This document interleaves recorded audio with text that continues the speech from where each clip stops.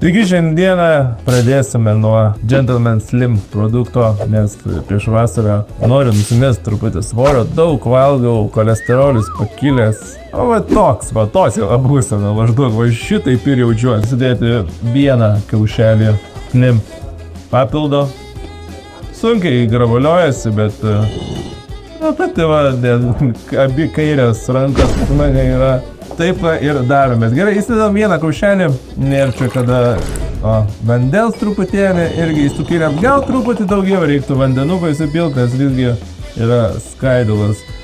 Dar truputį vandenuko įsipilkim. Ranka ne taip veikia, kaip turėtų ir vėl.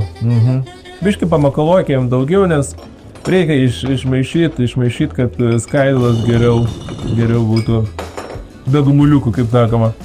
Ir vienu mauku ir va taip geriame. Dar vis nepasiekiu, nes dar yra insultų būsenai. Nežinau, nepasiekė jinai vis dar kažkokia trumpesnė patatus.